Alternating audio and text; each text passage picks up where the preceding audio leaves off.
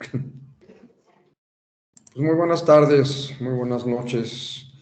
Me da muchísimo gusto eh, el estar en esta sesión tan especial, tan particular, porque estamos de manteles largos, por muchos motivos.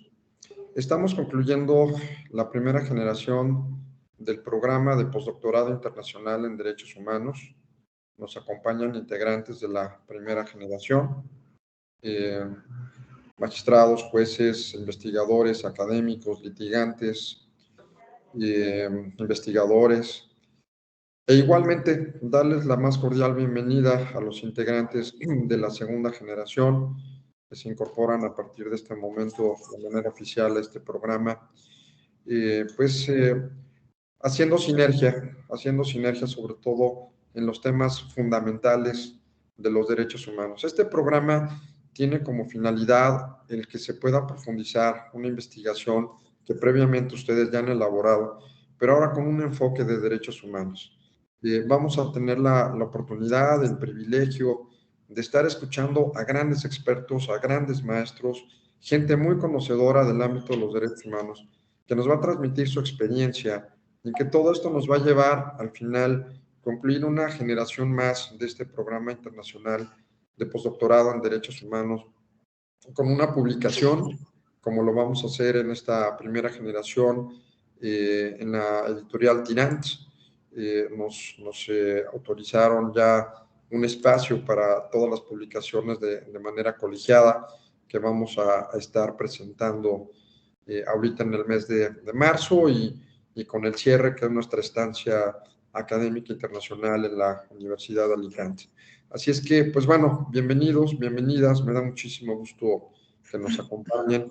Y les decía que estamos de manteles largos, primero porque estamos coincidiendo dos generaciones, gente muy valiosa en ambas generaciones, de gran talento, de gran experiencia, pero también porque estamos inaugurando este programa con un gran experto, un gran amigo, un gran colega, un maestro en todo sentido de la palabra.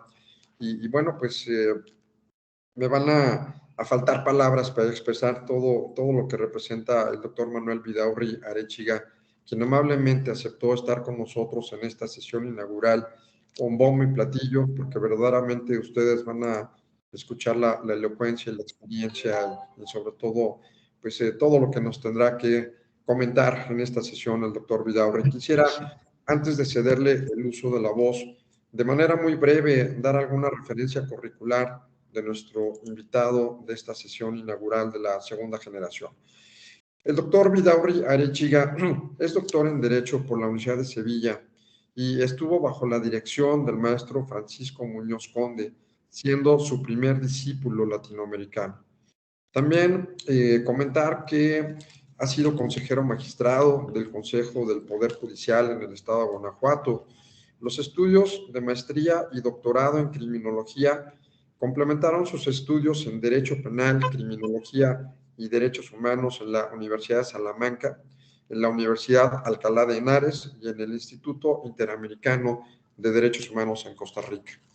Se certifica igualmente por la Sexta Escuela Alemana de Ciencias Criminales y Dogmática Penal Alemana, Georg August Universität Göttingen, y también el doctor Vidaurri, por 2 periodos consecutivos, fue procurador de los derechos humanos en el estado de Guanajuato, el ombudsperson en el estado de Guanajuato.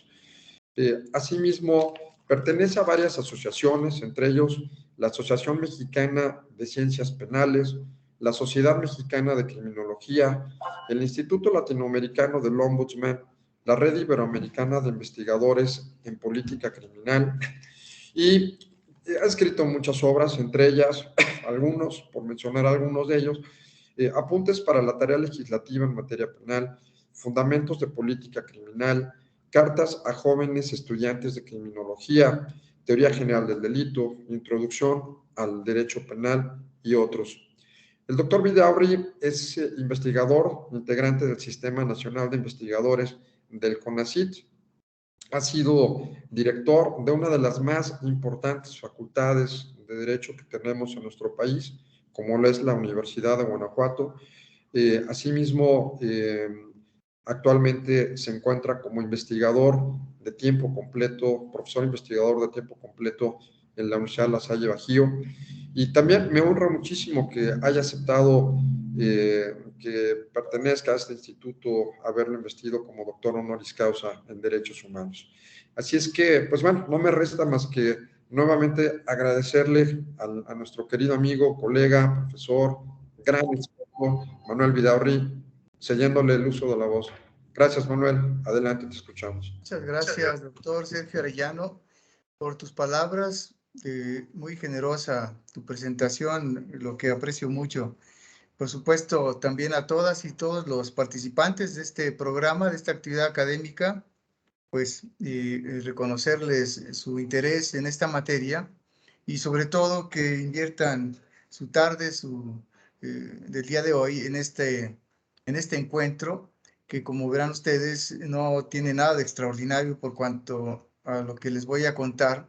Si acaso refiere más mis preocupaciones también personales de cómo enfrentar o cómo atender la temática de los derechos humanos, que es inmensa, que es muy compleja, que tiene sus peculiaridades respecto de otras materias jurídicas y que en todo caso lo que yo les voy a contar ahora no tiene mayor pretensión que la de servir, si es que lo logro, en situarlos en el plano del pensamiento en esta disciplina de cara a lo que será el desarrollo de su programa postdoctoral.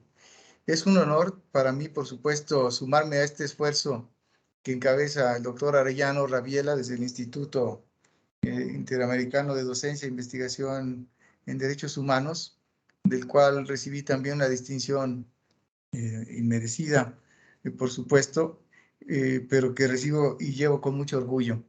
Así que lo que sigue serán, como les comentaba, ciertos elementos meramente introductorios que espero sean útiles. Ya me dirán ustedes si lo logré. En todo caso, cabría en algún momento la oportunidad de que pudiésemos ampliar la discusión, los comentarios, si es que esto es posible. Así que bueno, voy a ver si no cometo un error tecnológico. Voy a tratar de ampliar la presentación. Me dirá Sergio si es que se ve correcta. Sí, perfecto, gracias. Perfecto. Bueno, tradicionalmente para enfrentar el tema de los derechos humanos se suele usar de esta perspectiva tridimensional. Me parece muy útil, muy adecuada, porque nos sitúa en diferentes niveles de reflexión, de análisis.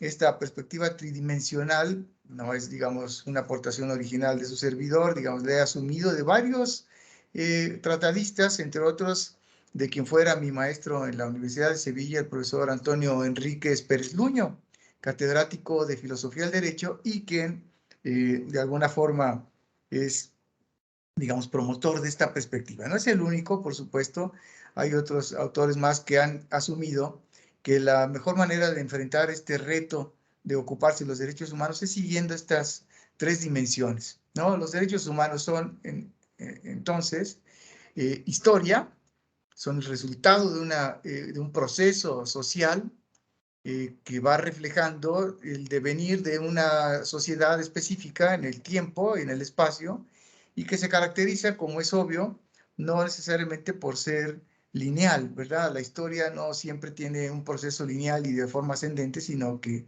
tiene sus retrocesos, tiene sus involuciones, tiene momentos álgidos, tiene momentos de esplendor, como puede ser.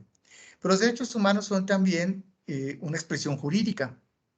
Estos son instrumentos legales, formales, que las naciones han asumido de manera soberana y que por ese hecho han asumido también el compromiso de cumplirlos y hacerlos cumplir, de desarrollarlos al interior, de ordenarlos o de incorporarlos, mejor dicho, armonizarlos con el orden jurídico interno, ¿no? Y darles viabilidad. Y también esta otra dimensión que me parece muy, muy importante es la axiológica, la valorativa.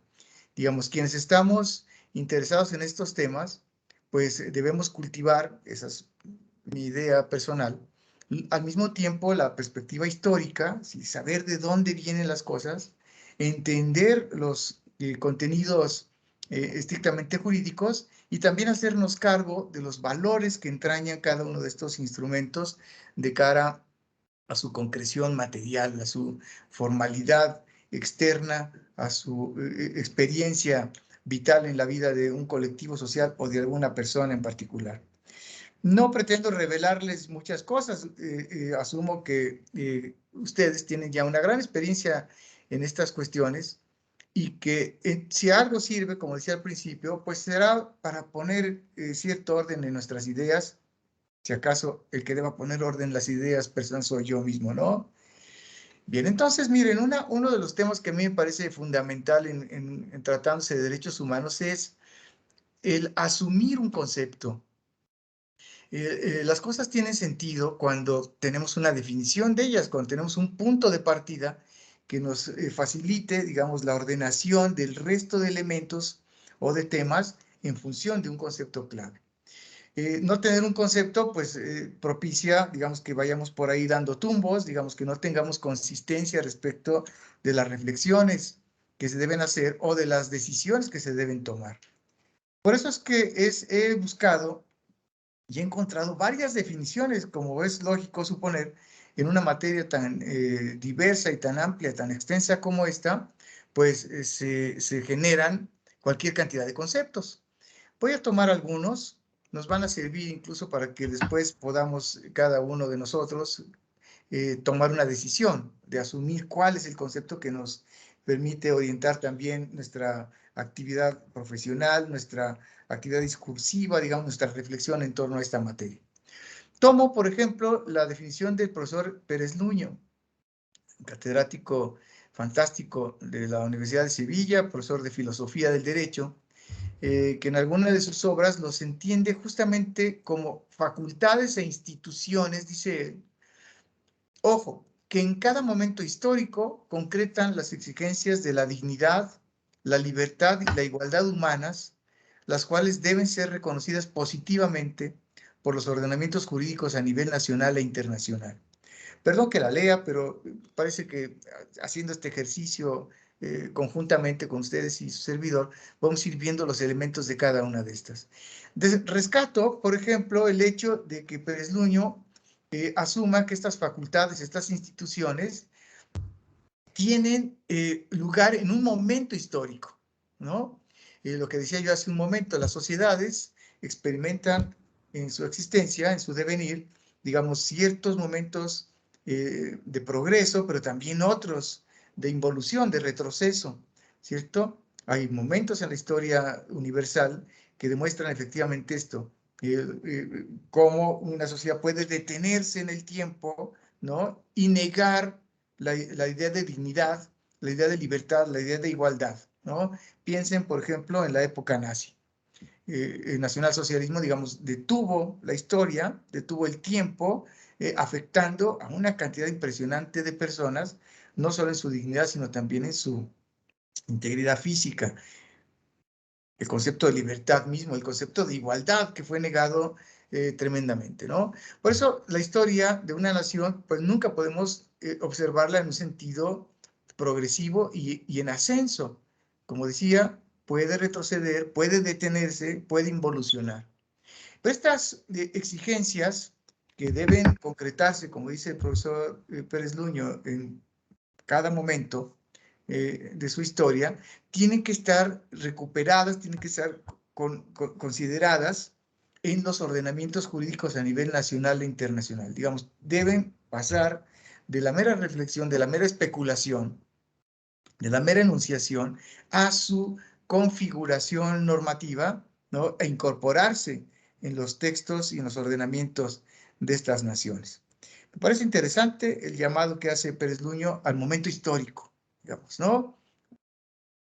Otra definición, esta la dio a quien fue en su momento delegado de los Estados Unidos ante la Comisión de Derechos Humanos de Naciones Unidas, los entendió como aquellos derechos fundamentales, fíjense, a los que todo hombre, ahora por lo pronto tendríamos que decir que este concepto tendría que haberse variado, pues está emitido en 1968, si hubiese dicho ser humano probablemente sería más incluyente, pero bueno, entendiendo en la época, dice, a los que todo hombre debería tener acceso en virtud puramente de su calidad de ser humano y que por lo tanto toda la sociedad que pretenda ser una sociedad auténticamente humana debe garantizar a sus miembros.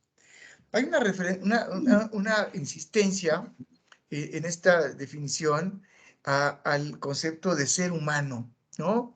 Que serían, digamos, de algún modo las definiciones que están más cerca de los postulados del justnaturalismo, ¿no? Los derechos humanos son los que tienen las personas por el simple hecho de serlo, digamos. Es una definición, no digo que sea mala, probablemente ya no sea lo suficientemente completa como para las necesidades contemporáneas.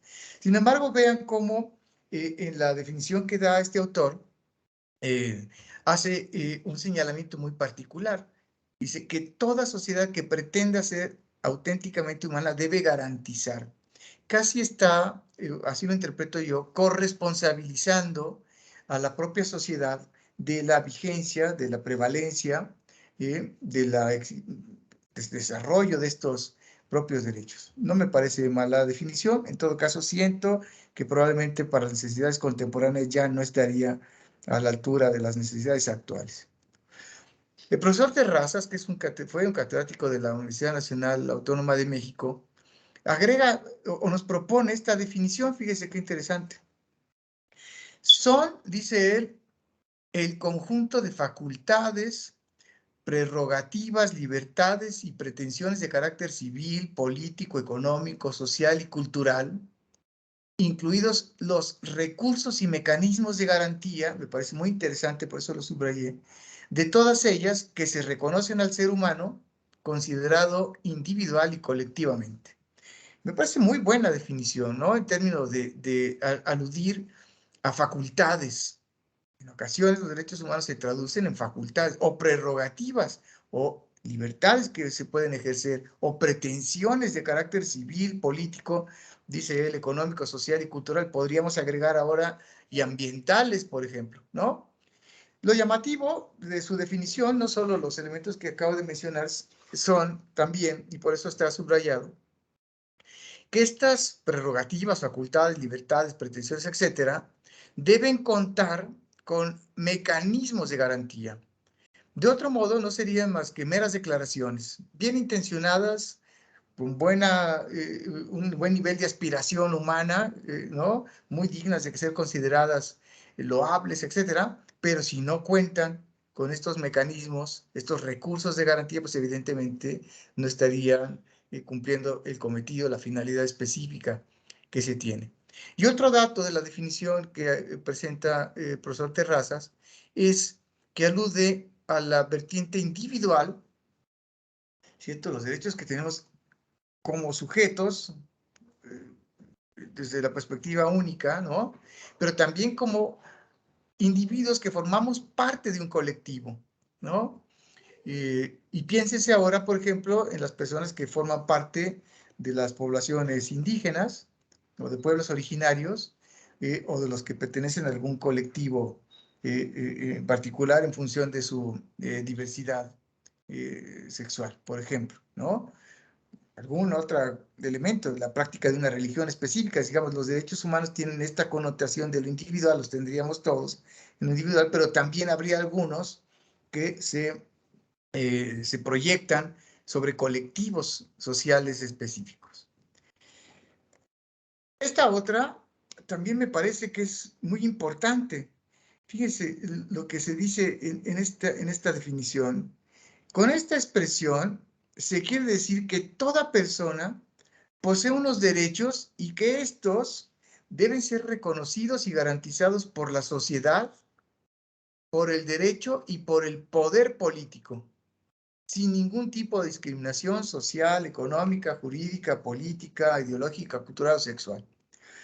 Lo que me llama la atención de esta definición, lo que me pareció interesante de esta definición, es cómo proyecta la vigencia, la pertinencia, la oportunidad, la necesidad, la conveniencia de estos derechos humanos, asumiendo que una parte de esta corresponsabilidad la tiene la sociedad, otra está en el marco de lo jurídico y otra más en el ámbito del poder político. no está mal la definición, digamos, nos corresponsabiliza como miembros de un colectivo social que debemos ver o queremos ver reflejado estos derechos en normas jurídicas vinculantes, ¿cierto? Y que pone al poder político en la circunstancia de tener que reconocerlos y garantizarlos. Es decir, hay una distribución de responsabilidades en este tema, en los ámbitos que a continuación luego señala, ¿no? La no discriminación, o independientemente de las tendencias políticas, ideológicas, culturales o sexuales. Y esta otra, que si no recuerdo mal, tiene que ver con, es una concepción generada por la UNESCO en algún momento. Pero ven qué interesante, cómo vislumbran, cómo contemplan el concepto de derechos humanos. Dice, son protección institucionalizada de los derechos de la persona humana contra los excesos del poder. Qué interesante este llamado, ¿verdad? Es decir, el poder puede transgredir estos derechos cometidos por los órganos del Estado, ¿no? Excesos que se cometen a través de las instancias públicas y que tienen por objeto promover paralelamente el establecimiento de condiciones humanas de vida, así como el desarrollo multidimensional de la personalidad humana. Muy interesante la reflexión, me parece a mí, en relación con el poder y con el exceso, los excesos en los que se puede incurrir al ejercer el poder, ¿no?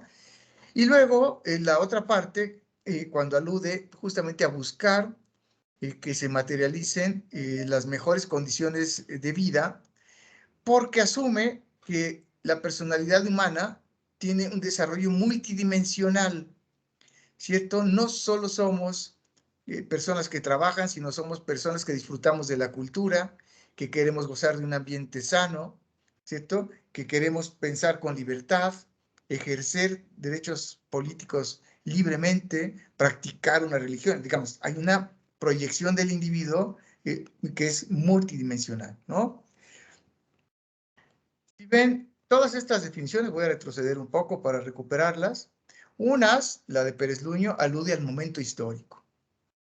Propone también que estén consideradas positivamente, ¿no? Que estén en los ordenamientos jurídicos, digamos que nos permitan identificarlas, ¿no? Que sean susceptibles de ser conocidas y en función de eso también respetadas y garantizadas. Otros hablan de esta condición de ser humano, ¿no? Con una corresponsabilidad a la sociedad que quiere alcanzar esa categoría de ser auténticamente humana. Otra definición que alude a los recursos y a los mecanismos de garantía propios de estos derechos, teniendo en cuenta la vertiente individual y también colectiva que les es consustancial. Esta definición que alude a la sociedad, al derecho y al poder político como corresponsables también, como convocados a su materialización concreta, y esta que alude justamente a la idea de enfrentar los excesos cometidos por el poder público, ¿no? Y propiciar, como vimos hace un momento, ese desarrollo multidimensional de la personalidad humana. Fíjense cómo no es fácil quedarse con una definición. No sé si están de acuerdo, pero resulta complicado decir, pues me gusta esta más, me parece mejor esta otra. Creo que, bueno, al final el ejercicio que ustedes podrían hacer es que podría configurarse una nueva definición, tal vez retomando de las que se han dado aquí algunos de los elementos. ¿Que va a quedar una definición muy grande? Pues sí. Sí, puede ser que quede muy del estilo de las definiciones académicas, de estas que son muy largas porque tratan de incorporar todos los elementos que hablan de la materia específica. Tampoco está mal eso. Lo que queremos es tener claridad, ¿verdad? Fíjense, porque si asumimos cualquier concepto que asumamos, probablemente ante circunstancias o problemáticas contemporáneas no tenga esa capacidad de rendimiento que esperaríamos que tuviera.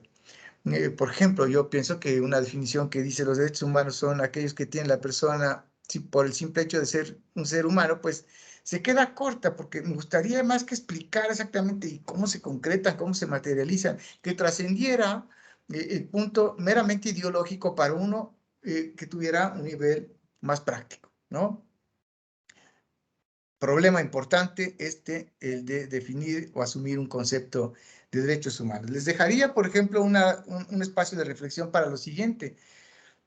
Investigar no es una tarea, por supuesto, yo estoy aquí simplemente para llevar un poco la sesión en la tarde. Pero podría hacer ese ejercicio, averiguar cuál es el concepto que los organismos públicos de derechos humanos de todos los estados de la República adoptan como parte de su elemento conceptual, de su punto de partida para el ejercicio de la función que tienen asignada. Y nos vamos a dar cuenta efectivamente que a partir del concepto que asumen de derechos humanos es cómo organizan también la gestión de su procuración, de su defensa, de su protección. Lo dejo como una sugerencia muy respetuosa, por supuesto. Otra pregunta también en esta reflexión inicial, ¿no? Dice, ¿por qué tenemos derechos humanos? Y las respuestas han sido muy variadas también, según las orientaciones desde la ciencia, desde la metodología que se asuman. El justnaturalismo, por ejemplo, alude a una suerte de orden superior, universal, inmutable, indeleble, dice, al que se puede apelar en cualquier lugar y tiempo, y ojo, al que debe supeditarse el legislador al establecer la norma positiva, digamos, una especie de legislador domesticado o constreñido a una suerte de orden superior, podemos decir divino casi, ¿no? Que manda a decir qué es lo que se tiene que hacer. Lo que tradicionalmente se conoció como el derecho natural, pues el naturalismo directamente, ¿no? Con todas las tendencias que llega a tener el naturalismo, de sus vertientes religiosas. Cosa que evidentemente pues plantea problemas complejos de cara a problemáticas contemporáneas, por ejemplo. Estoy pensando en la eutanasia, por ejemplo, en el aborto, digamos, una definición de este tipo podría evidentemente no permitir encontrar soluciones contemporáneas, ¿no? Diferente es la perspectiva del derecho positivo, del positivismo, porque a diferencia del naturalismo, por cierto, que el positivismo critica, cuestiona al naturalismo al que califica de mera ideología, no necesariamente de un planteamiento científico. El positivismo encuentra el fundamento de los derechos humanos, que es lo que estamos buscando, el por qué tenemos derechos humanos. Dice, porque están contenidos en una ley positiva y le agrega un apellido, dice una ley positiva legítima, con lo cual también parece ser que esto nos proyecta a la idea del orden democrático, de la organización democrática de una sociedad. ¿Quién está legitimado para expedir leyes, no? Claro, las dictaduras también encuentran una suerte de legitimación en el abuso, en el abuso de poder, en el control, en el autoritarismo. En los modelos democráticos, las leyes positivas se legitiman en la medida que representan, como se dice aquí, la voluntad mayoritaria, ¿cierto? Que reflejan, por lo menos esa es la aspiración, esa voluntad ciudadana que convoca a la gran mayoría, ¿no? La que se siente comprendida dentro del marco de esta norma. Por supuesto, estas serían las dos respuestas más conocidas, más importantes, pero no las únicas, porque también podría caber una, probablemente de las que voy a dar enseguida, también pueden caber o bien en las positivistas, positivistas, como la del profesor Norberto Bobbio, un politólogo que ustedes conocerán, italiano, y que en sus reflexiones, pues asumía esta idea, ¿no? Este planteamiento, dice, no hay un fundamento único y absoluto para los derechos humanos, sino que existen diversos fundamentos posibles. Aclara que la fundamentación entonces no depende de algo objetivo, fíjense, sino del consenso al que intersubjetivamente se llegue. Esto tiene que ver, según interpreto yo, con la idea de cómo en un cuerpo social específico se van sumando las visiones, la observación, la comprensión de una realidad, de una complejidad específica, de manera que se llega a un consenso en particular, ¿no? La pregunta, por ejemplo, podría ser el siguiente: ¿está o no de acuerdo con la pena de muerte? Bueno, entiendo que mayoritariamente las personas se pronuncian en contra. Asumo eso, no siempre pasa, ¿no? O cuando se cuestiona uno si la violencia contra la mujer está justificada de algún modo, ¿no? Parece que la tendencia es a que no está justificada. Hay una suma, hay un consenso intersubjetivo de varias personas que llegan a un consenso en particular y eso dota de fundamento a los derechos humanos. Por eso dice, hay muchos fundamentos posibles. Tiene que ver también con el tiempo y el espacio, la circunstancia específica. Aunque claro, hay un elemento rector que ustedes seguramente van a analizar en el transcurso del doctorado, que es el que tiene que ver con la idea de dignidad, ¿no? El autor, también italiano, Ferrajoli, asume, digamos que estos valores, o estos principios axiológicos, son los que dan sustento, dan respuesta a la idea de por qué tenemos derechos humanos y a qué aspiramos, qué significa tenerlos, ¿no? Y cómo se concretarían concretamente.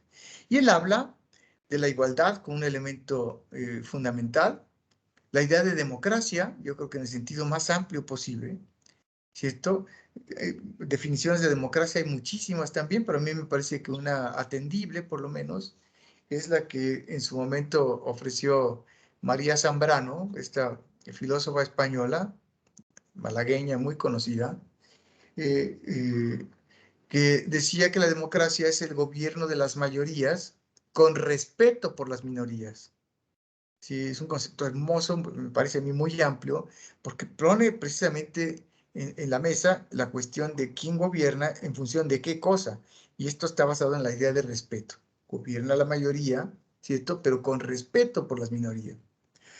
Alude también a la idea de paz, entendida no como ausencia de guerra, sino como un concepto que amplifica aún más la circunstancia de estar aquí y ahora, ¿no? Si no tener agua, por ejemplo, propicia guerra, pues inconformidad, malestar, ¿no?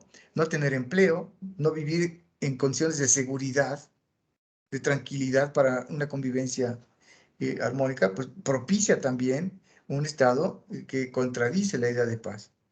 Y lo más conocido del profesor Ferrajoli es justamente esta idea de que los derechos humanos representarían la tutela del débil frente al abuso del más fuerte, ¿no?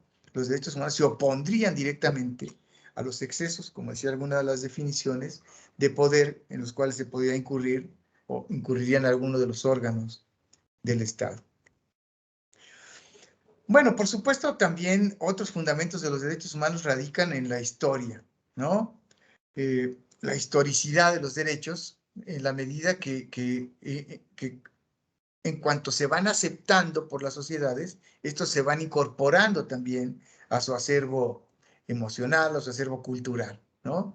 La historia como un elemento que va demostrando efectivamente cómo se progresa, se evoluciona, si se quiere ver así, ¿no? Para consagrar otros derechos que hacen sentido para colectivos que reclaman ser incorporados a una cultura de derechos humanos. Nuestra Constitución, por ejemplo, a los últimos 15 o 20 años ha venido evidenciando justamente esta expresión de lo histórico. Eh, Aprendimos a reconocer los derechos de los pueblos originarios, aprendimos a reconocer el derecho de acceso a la información, por ejemplo, recientemente, bueno, relativamente reciente, el tema de la no discriminación, por ejemplo, ya diciéndolo con todas sus letras, digamos, son momentos históricos, son cortes, son hitos en la evolución constitucional de un país que va demostrando efectivamente qué tanto esta cultura o esta percepción del valor de los derechos humanos se ha ido radicando en los instrumentos normativos. Y como no podía faltar, pues también hay una teoría mixta, ¿no? Digamos, es clásico. Digamos, una teoría que asume de todas las demás aquello que parece conveniente, que parece acertado, que parece racional, ¿no? Virtuoso, pertinente, ¿no? Y lo va traduciendo luego en disposiciones de naturaleza jurídica propiamente. Bueno, una primera parte sería esta, ¿verdad? Desde la conceptualización misma. La dimensión histórica, por lo pronto, yo no soy un experto en estas cuestiones históricas, digamos que habría eh, quien sí podría ir explicando de manera muy detallada los momentos importantes, Pero parece ser que hay antecedentes, ¿verdad? En todas estas civilizaciones. Si acaso el más conocido podría ser el famoso Código de Hammurabi. No se hablaba de derechos humanos, ciertamente, se hablaba de otro tipo de reglas, de prescripciones, de normativas que establecían, digamos, ciertos códigos de relación entre individuos, ¿cierto? Que iban normando su desarrollo cotidiano, digamos.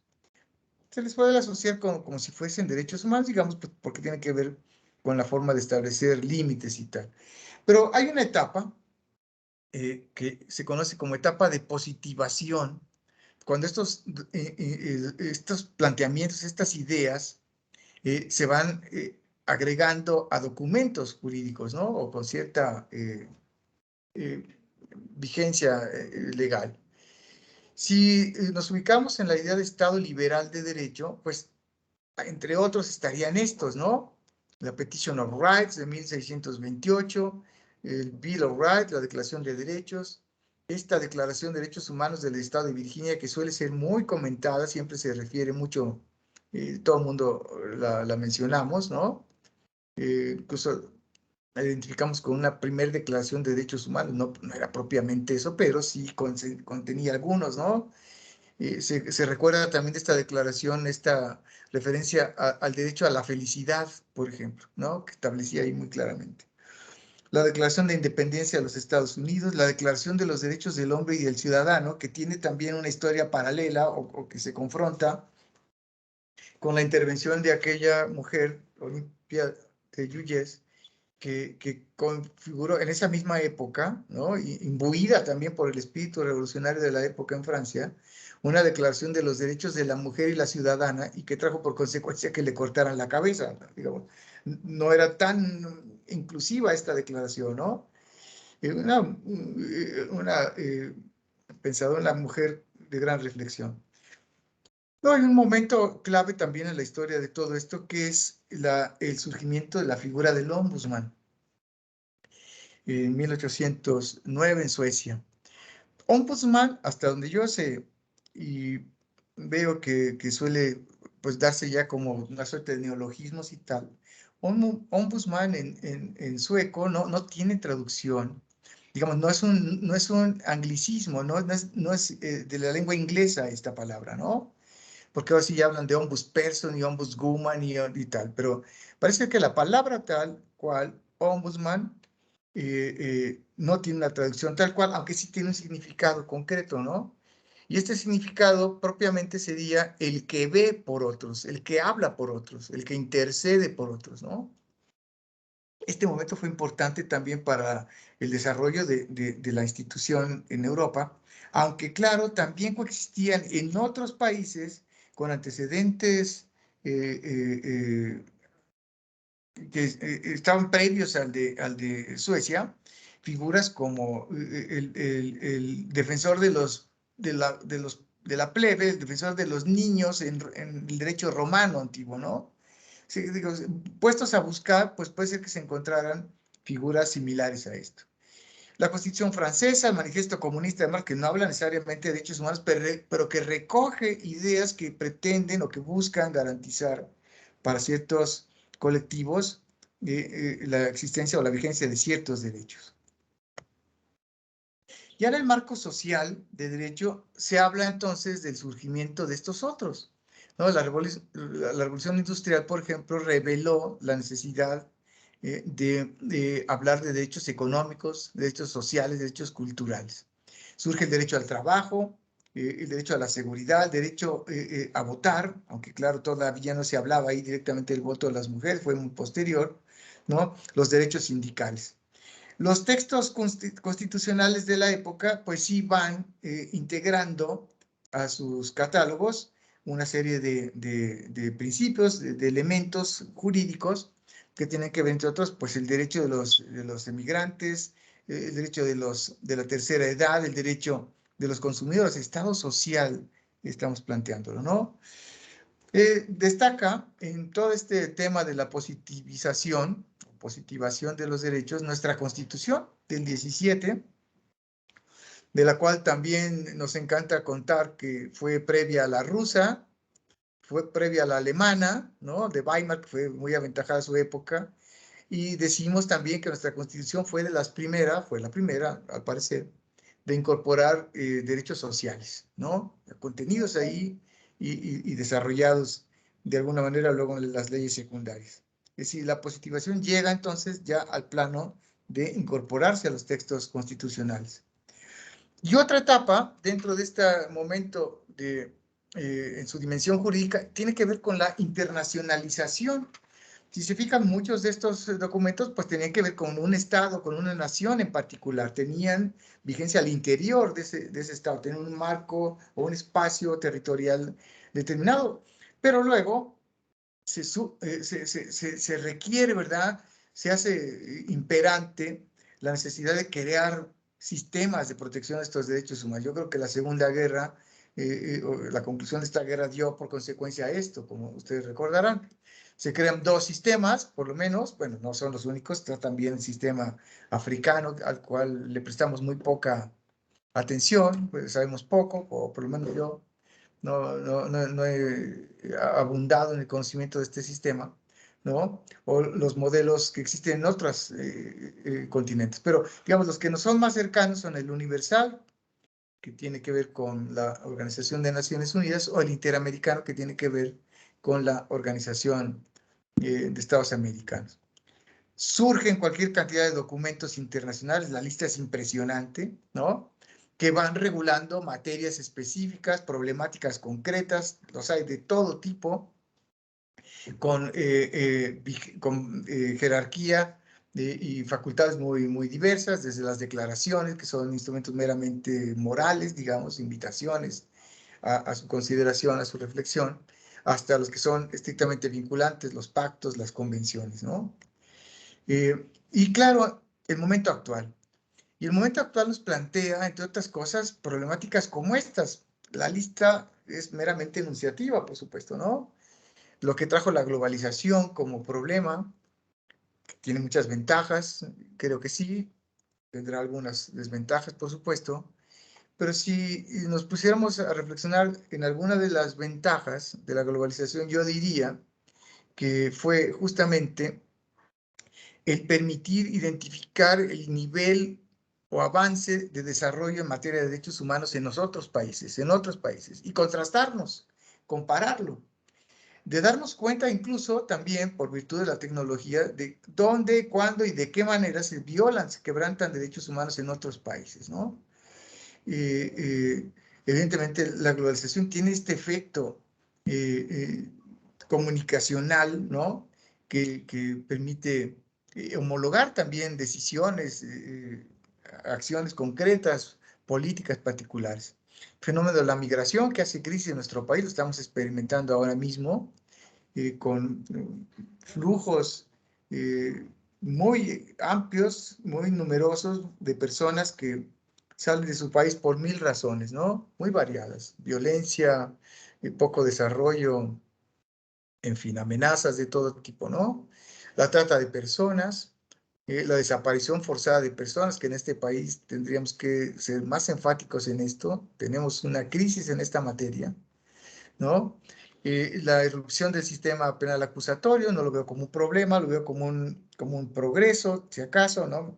Sujeto a un perfeccionamiento, estoy de acuerdo, ¿no? La corrupción, esto parece que es consustancial a los países y en el caso del nuestro es grave, ¿no? La situación de los grupos vulnerables, la tortura como mecanismo todavía preexistente de investigación, la desigualdad, el problema de la eficacia de los derechos humanos, ¿no? Sigue siendo parte de un discurso, ¿no? Que de repente, si somos críticos y lo cuestionamos, pues parece un discurso muy hueco, ¿no? Cuando lo emiten políticos de cualquier signo, queda como vacío, digamos, esta eficacia que había que buscar. Y el problema del conocimiento social de estos derechos humanos, la medida que el personal, la sociedad, los individuos desconocen sus derechos, los colectivos en particular los desconocen, pues su eficacia, su materialidad concreta, pues tarda, ¿no? Se dificulta. Bueno, un cuadro, digo, yo huyo mucho de la clasificación de los derechos humanos en generaciones. Me parece que es incorrecto porque propicia, digamos, una suerte de confusión, ¿no? En el sentido de que, pues, si no hemos logrado los derechos de primera generación, ¿para qué pasamos a los de segunda o de tercera o cuarta, como si esto tuviese, digamos, un nivel de jerarquía específico? No, yo digo que tendrían que impulsarse, promoverse, eh, animar su concreción específica paralelamente, ¿no? Pero este cuadro, si acaso, sirve un poco para darnos idea de cómo es que fueron progresivamente creándose en el ámbito de lo civil, de lo político, de lo cultural, etcétera, ¿no? Cuadros de estos van a encontrar ustedes en la literatura al respecto. Aquí hoy solamente para darnos una idea. Todo lo que quería significar es el tema del desarrollo progresivo. Por cuanto hace a la dimensión jurídica, pues cabe decir lo siguiente: ¿qué es lo que se requiere? Las condiciones para la efectividad jurídica de los derechos humanos. Pues uno, su reconocimiento jurídico, es decir, que cada vez más nuestro orden jurídico los procese, los incorpore, los armonice, ¿cierto? Los haga propios, digamos, en términos de sus propios textos constitucionales, pero también de las leyes secundarias. Eso por un lado. Y por otro, la generación de mecanismos de protección, el perfeccionamiento de estos mecanismos de protección. Una cosa va atada con la otra directamente, en mi opinión. Nuestra Constitución los plantea también, el artículo 133, ustedes lo saben, ¿no? Los eleva al rango de ley suprema de toda la Unión, a los tratados que tengan que ver con esto. Aluden ahora a la interpretación conforme, por ejemplo, que tiene también sus peculiaridades, ¿no? Y este artículo relativamente reciente, ¿no? Perdón por la lámina tan extensa, todo esto, pero si vemos solamente las líneas rojas, nos damos cuenta de lo que está rescatando, ¿no? Primero, todas las personas gozarán de estos derechos. Se debe favorecer en todo tiempo a las personas la protección más amplia, digamos, como una idea rectora, ¿no? La obligación de las autoridades de promover, de proteger, de garantizar los derechos humanos, prohibir la esclavitud, prohibir la discriminación, digamos, ya está en el texto de nuestra propia Constitución, digamos, hay un marco del más alto nivel, de la mayor jerarquía, que impone todas estas obligaciones. ¿Sí? Desde la perspectiva jurídica, entonces, ya tenemos esta fortaleza, por decirlo así. Ahora, por lo que hace a los sistemas de protección, pues ustedes están enterados, existe un sistema jurisdiccional, los jueces eso hacen cotidianamente, ¿no? Están buscando con sus sentencias, con sus resoluciones, materializar derechos, pero también hay un sistema no jurisdiccional, que sería el que componen los organismos públicos de derechos humanos, aunque siendo críticos, no estoy muy convencido de que todos los organismos públicos de derechos humanos, los que existen en las entidades federativas, que en algunos casos ya no solo son estatales, también los hay municipales, no estoy muy convencido de que realmente formen un sistema, ¿no? Creo que hay una gran desarticulación en lo que hace cada organismo, la forma de rendir sus informes, la forma de calificar las quejas o las violaciones a derechos humanos, el seguimiento a las recomendaciones, en fin, no habla de un sistema, ¿no? Pero existe, digamos, el insumo como para que esto sucediera en algún momento. El sistema administrativo, los tribunales de justicia administrativa, el sistema universal del que ya hablamos, el sistema interamericano. Y bueno, dentro del sistema administrativo, pues están muchas otras instituciones que ahora, por lo que hemos escuchado recientemente, pues parece que están en riesgo, ¿no? Todo lo que tenga que ver con la protección al consumidor, todo lo que tenga que ver con la protección a los usuarios de los bancos, en fin, todos estos organismos autónomos que se han creado para garantizar ciertos derechos, pues parece que están ahora siendo cuestionados, yo creo que, y lo digo respetuosamente para todas y todos, injustamente, ¿no? Indebidamente, claramente una forma de desprestigiar lo que estas instituciones hacen o pueden hacer por el resto de los ciudadanos. Digamos, si lo contemplamos como un sistema de protección de derechos, pues parece que desaparecerlos o difuminarlos o restarles potencia, hacen nugatorios estos derechos. Por lo menos es mi planteamiento ahora. Estoy llegando casi al final, no quiero entretenerles mucho, la verdad, me parece que era la oportunidad muy buena y no quiero cansarles o aburrirles. llegamos a la dimensión ética. Y fíjese, ya vimos la dimensión histórica, la dimensión jurídica, la dimensión ética, valorativa, ¿no? Los principios axiológicos. Y yo creo que esto lo podemos reducir, digo, siendo verdaderamente abusivos, sobre todo por el tiempo, a principios básicos, ¿no? Si en nuestras manos estuviera impulsar el desarrollo de una cultura de derechos humanos mínima, básica, yo lo haría promoviendo estos 5 principios, ¿no? Que podríamos poner en práctica cada uno de nosotros, cuidando, por ejemplo, de no utilizar conceptos o frases que discriminaran o realizar acciones que incurrieran en esa práctica, siendo solidarios, respetando, reconociendo la idea de dignidad, impulsando la idea de tolerancia también. Si yo pienso en la no discriminación, digamos, es que habría que darnos cuenta de que es una conducta que tiende la no discriminación a combatir el desprecio o la falta de respeto hacia otras personas que se consideran indignos o inferiores. ¿eh? Digamos que consideramos que no merecen un trato equitativo, bien por un prejuicio social que normalmente eso sucede, o bien por un estigma que alguien les ha colocado. Si practicar la no discriminación obligaría justamente a que fuéramos muy conscientes incluso de frases que están muy arraigadas en el vocabulario mexicano, ¿no?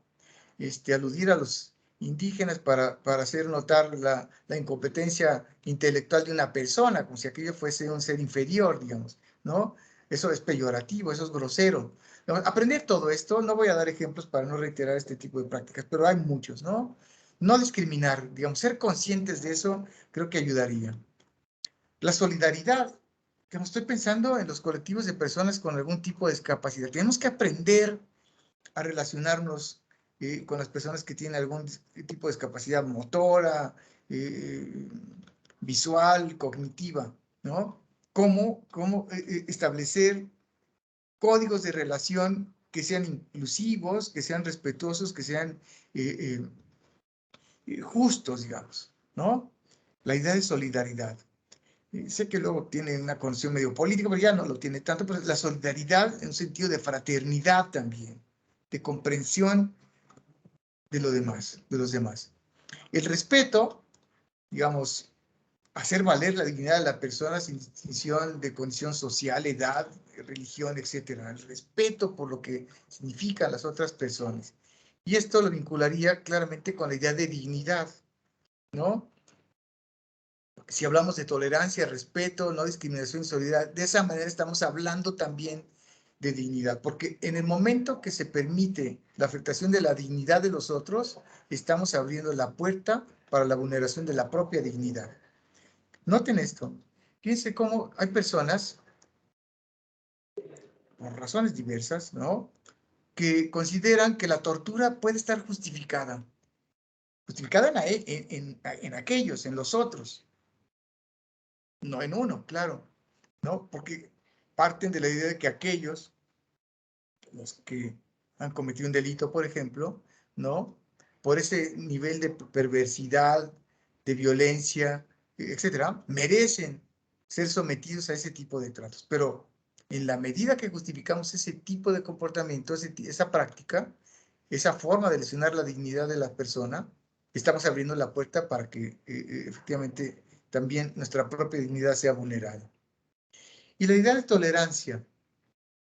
La tolerancia, no como lo que ustedes han hecho conmigo esta tarde, de soportarme todo este momento, los, los comprendo claramente, sino la tolerancia en el sentido de interesarse por las opiniones y las prácticas de los demás, ¿no? Aprender a escuchar, ¿no? No es una aceptación, decía don Gilberto Rincón Gallardo, no sé si alcanzan a ver la frase final del cartel. Tolerar no se reduce a una aceptación sin mayor compromiso de la existencia del que piense distinto, sino que aparece como la exigencia de abrir un espacio real para la acción de ese otro. Un espacio real que muchas veces significará limitación y acotamiento de nuestro propio espacio. Digamos, tolerar también tiene grandes ventajas porque en la medida que estamos dispuestos a escuchar con atención, a valorar, a comprender, lo que los otros son, lo que los otros dicen, lo que los otros hacen, es posible que nosotros cambiemos de opinión también, ¿no? Nos incorporemos a esa lógica, entendamos muy bien que hay muchas formas de ver y observar el mundo. Y bueno, pues muchas gracias por su atención. Espero no haberles distraído demasiado. Espero que en todo caso esto haya sido sugestivo, digamos, para lo que tenemos que hacer. Y estoy a sus órdenes. Muchísimas gracias, Manuel. Verdaderamente muy interesantes reflexiones sobre el apasionante mundo de los derechos humanos, ¿no? Es verdaderamente tantos temas que abordar, tantas opiniones, tantas posturas, tantas reflexiones sobre todo. Creo que nos das pauta a seguir buscando ese interés y sobre todo ese amor y vocación por los derechos humanos. Quiero, para las personas que se conectaron un poquito después, darles la bienvenida y agradecerles porque les mencionaba, estamos de manteles largos porque estamos con la primera generación del programa de postdoctorado y también con la segunda generación. Me da mucho gusto recibirlos. Tenemos gente muy valiosa de Argentina. Muchas gracias por desvelarse con nosotros, por acompañarnos. Señores magistrados, investigadores, académicos y bueno, pues nuestro equipo también de la primera generación que ha trabajado mucho durante un año ya cerrando este programa. Abrimos, si no tienes inconveniente, Manuel, unos minutos para ver si hubieran algunas opiniones, reflexiones. Si alguien quisiera comentar algo sobre el tema de hoy, por favor, quiere abrir su micrófono y con mucho gusto le escuchamos.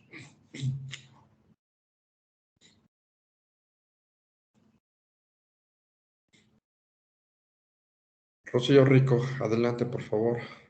Gracias, muy buenas noches a todos y un gusto estar en estos talleres tan importantes como es el anfitrión, nuestro instituto. Y bueno, considero que soy parte de este instituto, me llena de orgullo estar colaborando y pues me queda en primera instancia darle las gracias, doctor. Muy buena exposición, excelente. Nos deja mucha reflexión en sus comentarios, precisamente, valga la redundancia, yo decía, ¿cómo puedo yo colaborar para hacer este eco ante los derechos? Hablamos de la eficacia de los mismos, ¿qué nos hace falta? Yo me preguntaba, porque si bien es cierto, pues tenemos estos sistemas internos, interamericanos, universales, etcétera, pero en cuestión de la eficacia me deja la reflexión y me preguntaba a mí misma, ¿cuál es la parte alícuota que me corresponde como ciudadano el hacer, ¿no? Que me quedaría yo con esto y básicamente lo puntualizó en estos principios de solidaridad, aprender precisamente a tener el respeto, que es la parte medular entre los seres humanos, la dignidad, la tolerancia, la no discriminación. Puntualizo que sería el hacer y observar en cada uno de nosotros como seres humanos, aprendamos a estos principios básicos que pareciera muy simples, pero en el hacer podemos toparnos con muchas situaciones, como lo es la ética profesional, los temas que ya mencionó usted, doctor, que la parte de la corrupción y otras situaciones como lo tocó la parte política, ¿no? En la destrucción de varias o en la eliminación de varias entidades protectoras en materia de derechos de los ciudadanos. Pero muchísimas gracias, me queda mucho la reflexión en el hacer con estos 5 principios básicos. Mil gracias, doctor, y felicidades. Muchas gracias, muy amable, muchas gracias. Doctora Laura Pastrana, adelante, por favor. Gracias, doctor Arellano, muchas gracias. por permitirme participar en este momento. Doctor, muy buenas noches a todas y todos, perdón. Doctor Vidaurri, yo tengo una duda que no es propiamente como tan personal, a lo mejor desde el plano de lo personal la tendría resuelta, pero me gustaría escuchar su opinión en función de una problemática muy concreta, en el sentido de, ¿existiría un límite a este tema de los derechos humanos? Y quiero poner un caso muy concreto. Me gustaría escuchar su opinión en el tema de la identidad de género. Acá en México, en México, perdón, no. En Estados Unidos hubo una competencia de natación de mujeres, ¿no? Mujeres, biológicamente mujeres, y hay una persona transgénero que se asume como mujer y participa en los mismos juegos de competencia y arrasa con todo. Entonces, el argumento de las mujeres biológicas, o sea, de las mujeres consideradas biológicamente mujeres, dicen, estamos en un punto de desventaja, ¿no? Porque incluso algunas de ellas perdieron becas, perdieron oportunidad de tener acceso a otras competencias y tal, porque fueron rebasadas por esta nueva persona. Entonces, y bueno, escuché parte del argumento y decía que el hecho de respetar su derecho a la identidad de género era totalmente válido, pero que había un exceso, ¿no? Digamos, en su actuar, en el sentido de integrarse a un equipo de natación femenino, ¿no? Y evidentemente por la diferencia biológica, arrasar con todas las premiaciones. Entonces, no sé si fui más o menos clara en mi inquietud. Quiero concretar preguntando esto, o sea, ¿habría un límite y cuál sería? Que ahora después de entender el concepto de la tolerancia me parece que no, pero me encantaría, si es posible, escuchar su opinión. Muchísimas gracias. Bueno, muchas gracias. Siempre se corre el riesgo de que en los temas de derechos humanos surjan preguntas tan difíciles como esta, doctora. Tan complicadas, tan complejas, que ameritan, digamos, una reflexión como más detenida y no algo que como lo que debería yo evitar hacer ahora, lanzar una opinión sin tener, digamos, una reflexión profunda al respecto, ¿no? Creo que nos estamos enfrentando a situaciones absolutamente novedosas que ponen, digamos, en evidencia la necesidad de estudios como estos que están realizando ustedes, un estudio de postdoctoral, decir, a ver, ¿por dónde van las cosas ahora? Hubo un tiempo en que se hablaba de derechos humanos y solamente los referíamos en cuanto a su responsabilidad y su violentación al Estado. Después llegó otro momento y dijimos, también los particulares pueden lesionar derechos humanos. Y después alguien preguntó y planteaba con justa razón, digamos, ¿y no hay deberes humanos? Y también se ha hablado ya, y creo que es muy importante también tenernos en cuenta lo concerniente a los deberes humanos, el deber que tenemos de respetar el medio ambiente, el deber que tenemos de respetar a los niños, a las personas vulnerables, el deber de pagar impuestos, que eso hasta el Papa lo ha dicho como un tema importante, ¿no? Digamos que había muchos pecados y todavía con esto del SAT todavía se agregaron más, ¿no? Digamos. Pero esta cuestión que está planteando el tema de la perspectiva con la que se observan a las personas, ¿qué tanto amerita una reflexión profunda, digamos? Me parece que puede darse lo que el profesor Atienza en algún momento nos ha planteado y varios de los filósofos del derecho en relación con la colisión de derechos, hasta dónde llega la posibilidad de ser considerado como tal. Y en el tema de la discriminación, por ejemplo, porque puede ser un argumento por dónde entrar al análisis de esta cuestión, es que también se habla de una discriminación en sentido negativo, digamos, a ver, si un señor, un varón, acude a la clínica del Servicio Público de Salud exigiendo se le practique un Papa Nicolau, y ahí le dicen, no, usted no medita eso, pero me estás discriminando. ¿Qué tanto eso es ciertamente una discriminación de alguna manera, no? Digamos, o alguien que quiere participar siendo afrodescendiente, ¿no? Y quiera participar en una película que financia el Estado sobre el holocausto nazi y quiera ser un general nazi. Y si no me permiten, me están discriminando. Son ejemplos, no los estoy inventando yo, están en la literatura, digamos. En este otro caso, me parece que también la regulación en el marco de las actividades deportivas, pues tendrá que desarrollar, digamos, esquemas que sean inclusivos, que sean incluyentes y que generen nuevas categorías de participación, es lo que se me ocurre a mí, ¿no?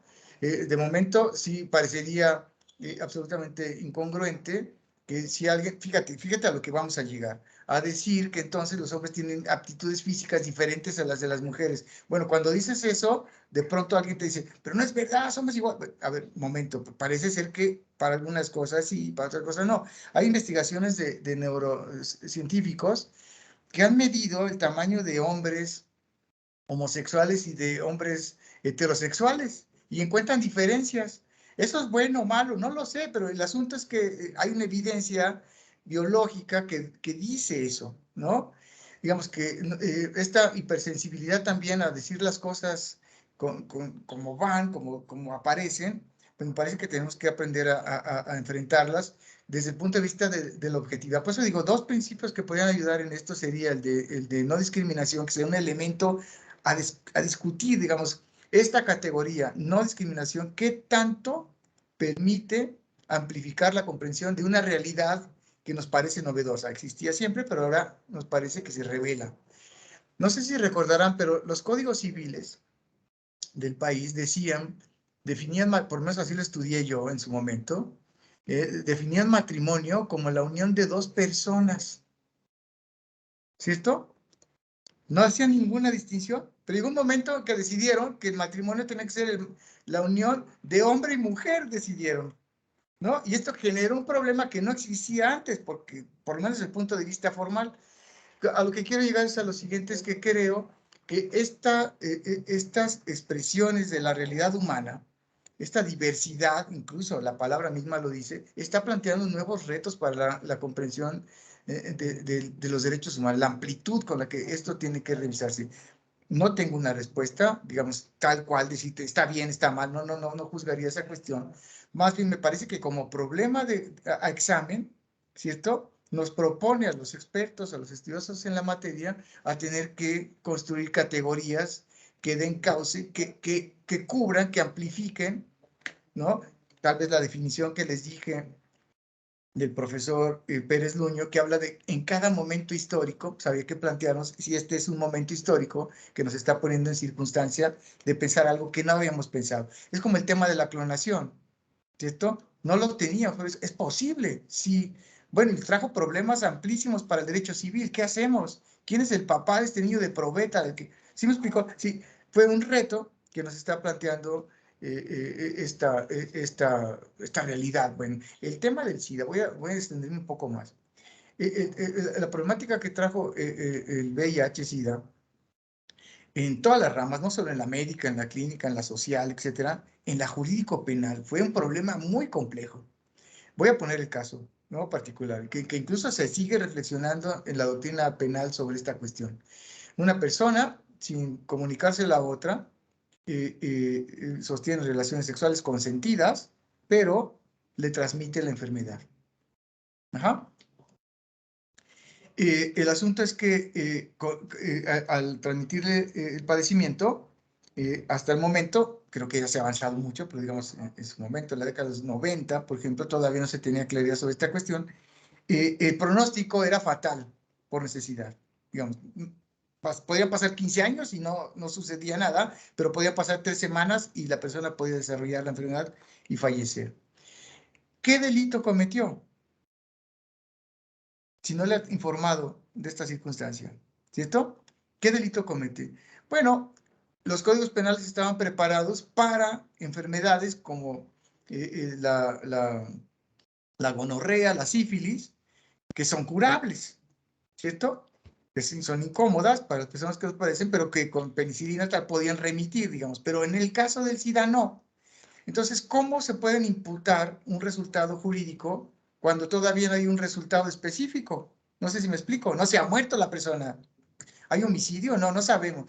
Nos podemos esperar a que muera entonces para acusarlo de... Son lesiones gravísimas. ¿Qué tan graves son? No sé si me estoy explicando, digamos. Y el derecho penal sigue en la dogmática como reflexionando qué se puede hacer para imputar resultados a largo plazo, que sabemos que pueden pasar, ¿no? Así creo que está sucediendo en este fenómeno, ¿no? ¿Cómo enfrentar este tipo de... A ver, la reglamentación deportiva también tiene reglas específicas. A lo mejor no se ha previsto desde ahí exactamente cómo, ¿no? Sin caer en una discriminación injusta, indebida, tal, a no ser que tenga que ver justamente con los parámetros que ya comentábamos, ¿no? Porque las exigencias en la academia, en la universidad, pues no te puede dar un título si no has superado las asignaturas. Ese es un requisito. ¿Estás negando mi derecho a la educación? No, no, no. Hay un requisito previo que hay que cumplir. Te tienen que aprobar las materias, ¿no? Pero bueno, como ve, doctora, soy bueno para darle vuelta a las cosas. Pero es que en realidad el tema no está tan sencillo. Muchas gracias. Doctor Oscar Cornejo, adelante, por favor. Muchísimas gracias, expositor, una ponencia bastante interesante. Estos temas para mí me parecen muy apasionantes. Yo trabajé sobre el control de convencionalidad para sostener mi tesis doctoral y sin duda México enfrenta grandes desafíos frente al empoderamiento que tiene el gobierno para hacer cumplir las disposiciones de carácter internacional. Esas reformas del 2008 fueron muy generosas, abrieron hay grandes aristas para su cumplimiento en su ejercicio. Yo tengo grandes críticas, pero constructivas, ¿no? En el sistema de justicia penal, la criminalización de las conductas es excesiva, la política criminal rompe o estigmatiza mucho los derechos humanos, los inhibe demasiado. Me ha tocado enfrentar procedimientos o audiencias en donde pues no hay igualdad procesal y se impone más la política criminal que realmente refrendar o defender derechos procesales o de contenido de derechos humanos, ¿no? Tiene grandes críticas. Me parece que sí debemos grandes retos, ¿no? Y a nivel de mecanismos, como la ley de amparo, que también yo la practico mucho, la recepción que ha tenido la ley de amparo, por ejemplo, en México, esa ley reglamentaria, en incorporar también actos omisivos, también nos ha dejado buenas experiencias. Yo he obtenido amparos sobre actos omisivos por parte de la autoridad y los jueces de amparo, los tribunales de amparo han tenido muy buena recepción, un buen comportamiento en el respeto de los derechos fundamentales, en los derechos humanos, más sobre las clases vulnerables. Pero bueno, seguimos experimentando la reticencia del gobierno de hacer cumplir las disposiciones de ese espectro normativo, ¿no? Me gustó mucho la idea del expositor de la definición que nos da Carlos Terrazas y donde pues tiene un prisma bastante amplio en tanto que habla de facultades, prerrogativas, libertades y pretensiones y que habla sobre los recursos y mecanismos. Y pues para cerrar este tema, me parece que en tema de mecanismos México tiene grandes retos, ¿no? Ahora vivimos una Comisión Nacional de los Derechos Humanos que pues debe de reivindicar la labor que tiene. Yo recuerdo cuando trabajé en tribunales federales, mis jefes que eran magistrados integraban las comisiones de investigación sobre hechos graves que cometían los políticos. Ahora ya está reservada la Comisión de los Derechos Humanos, pero bueno, ahora vivimos un gobierno donde está todo politizado, ¿no? Y no se judicializan tan fácilmente las acciones, ¿no? En fin, el contenido de los derechos humanos enfrenta grandes retos, ¿no? Las acciones colectivas me parecen bastante importantes. Nada más era como una expresión de compartir las experiencias que se vive en los derechos humanos a raíz de las obligaciones internacionales.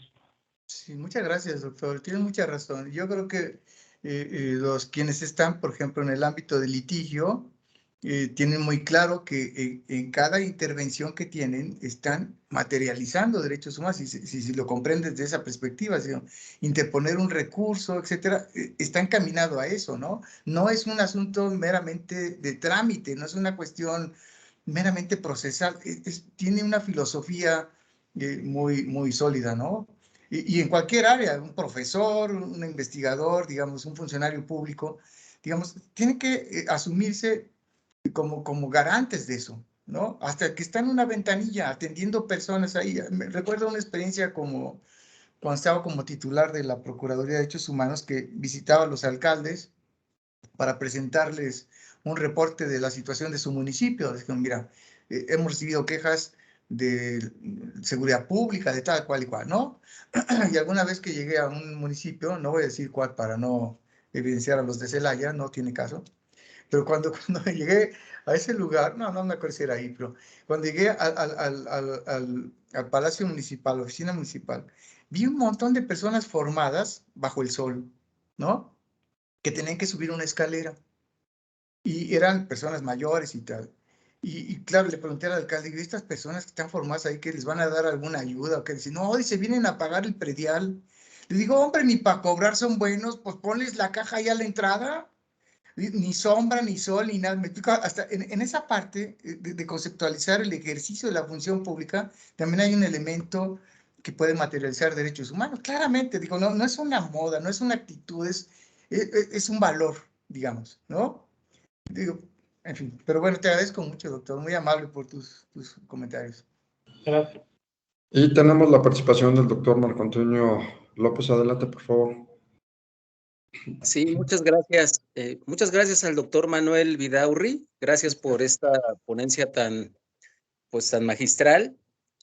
Me llevé yo una grata sorpresa cuando en la parte de fundamentación histórica señala el manifiesto comunista como un elemento sustancial de las diferentes ordenanzas y ordenamientos históricos. Entonces eso me parece muy relevante porque creo que es momento de poder estudiar nuevamente todo lo que tiene que ver con el marxismo, ¿no? Creo que hoy por hoy creo que necesitamos revisar nuevamente ese concepto. Y también creo que el tema de la parte jurídica es relevante porque nos vuelve a poner en el punto de la discusión el tema de la eficacia, ¿no? de los derechos humanos. Sobre todo en el tema de México, como ya bien lo expuso con estos elementos de la necesidad de revisar nuestro sistema no jurisdiccional. Ya lo mencionaba la desarticulación y yo comparto esa idea también. Creo que es importante revisar ese tema. Más hoy en el tema jurídico también, pues hacer un seguimiento a todas estas reformas constitucionales presentadas por el Ejecutivo en este último tramo.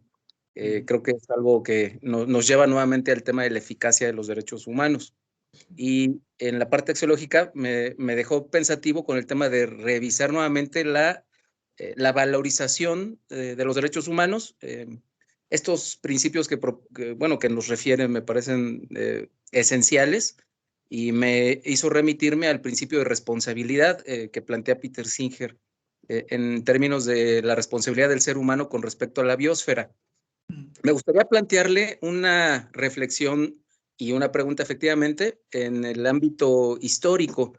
Mencionaba el tema de la dialéctica, o por lo menos así lo entendí, la dialéctica histórica en donde los derechos humanos no necesariamente son absolutos en su entendimiento histórico y hay una necesidad permanente de ir haciendo modificaciones y adecuaciones resignificativas y de constructivas permanentemente. Creo que la dialéctica precisamente pues nos ayuda a ello. Y me dejaba reflexionando en el sentido de que si no, a lo largo de la historia caímos en un exceso de occidentalización, considerando lo que decía, ahí voy a citar a Jalife Ramé, en el tema de que en la actualidad vivimos una ruptura de la biosfera, ¿no? Con esta ruptura de Occidente con Oriente y que se materializa en términos de las Naciones Unidas como sistema jurídico y lo que ha nacido en la actualidad como sistema jurídico internacional también en el tema de los BRICS. No sé si caímos en un exceso de occidentalización. Me gustaría saber su opinión al respecto, doctor. Muchas gracias. Muchas gracias. Y bueno, el tema del derecho del marxista, ¿no? Bueno, digamos que ellos tienden a la idea de que en la medida que equilibres condiciones de los grupos sociales va a desaparecer el derecho, con lo cual parece que se agota ahí la discusión. Lo interesante del manifiesto es que Marx lo que puso en claro es que había una clase que estaba siendo oprimida, tal, y eso había que ponerle atención, es en el llamado que hace él, ¿no? Entre otras cosas. Bueno, a ver, tiene mucha razón, es que estoy totalmente de acuerdo en que el tema de derechos humanos es absolutamente, obedece a una perspectiva occidental, ¿no? Los países árabes en la firma de la Declaración Universal no firmaron, si no recuerdo mal, porque pues, no nos sentimos representados claro, por la visión que había. Claro, en el sistema árabe pues también impera una suerte de naturalismo, digamos, que también eso había que tenerlo en cuenta, por eso no se adscribieron directamente esto, porque establecía reglas que podían romper con una filosofía propia de su país, ¿no? Fíjate, lo dije yo hace un momento que convendría en algún momento, y tal vez había que buscar algún experto en el país, que nos hable del sistema africano de derecho, cómo funciona. Yo realmente sé poco, no he encontrado mucha literatura así accesible, digamos, que me ponga en circunstancia de decir, aquí entendí cómo se organizan ellos también, ¿no? Que tiene sus propias peculiaridades, pero tienen mucha razón, obedecemos a modelos. Claro, por eso, doctor, planteaba esta idea de, ojo con el concepto que adoptemos de derechos humanos, porque nos puede anclar, no solo en el modelo occidental, sino en la parte más recalcitrantemente conservadora del derecho occidental, ¿no? Que sería el derecho natural clásico, digamos, ¿no? Santo Tomás, San Agustín, toda esta vertiente que claramente no da pauta para fenómenos como los que nos presentaba la doctora Pastrana, ¿cierto? Digamos, con esa definición no llegas a ningún lado, ¿no? Entonces, bueno, yo creo que tienes mucha razón, comparto contigo este tema. Muchas gracias, doctor. Pues Manuel, muchísimas gracias. La verdad es que, como lo mencionaba al principio, siempre es un lujo, un placer, un deleite el poderte escuchar. Muchísimas gracias por haber aceptado estar con nosotros, por ser quien inaugura oficialmente la segunda generación de este programa de postdoctorado. Agradecer a nuestros amigos de Argentina, a Silvia, a Jaime Silva, a Alejandro Nató, del equipo del doctor Constella, que tú los conoces muy bien. Sí, sí. Y bueno, pues a todos los que están ya concluyendo el programa postdoctoral en la primera generación, darle la bienvenida, insisto, a las nuevas personas que asumimos este gran reto de entrar en el apasionante mundo de los derechos humanos. Así es que, pues nuestro agradecimiento, muchísimas gracias, Manuel, verdaderamente un deleite, un gusto. Ojalá podamos seguir platicando contigo en alguna otra ocasión y pues bueno, pues nuevamente nuestro reconocimiento y afecto como siempre. No, mi reconocimiento para ustedes, les deseo lo mejor en su formación postdoctoral y espero en algún momento poderme acercar otra vez con ustedes y saludarlos. Veo a algunos amigos, está Eliseo, está Alejandro, está Jorge también, que les saludo por esta vía a todos. Muchas gracias por su atención y seguimos a la orden. Muchísimas gracias. Y a todos y a todas que nos hicieron el honor de acompañarnos, pues muy buenas noches. Muchísimas gracias, que descansen. Gracias, buenas noches. Buenas noches. Buenas noches. Muchas gracias. Buenas noches. Gracias. Gracias.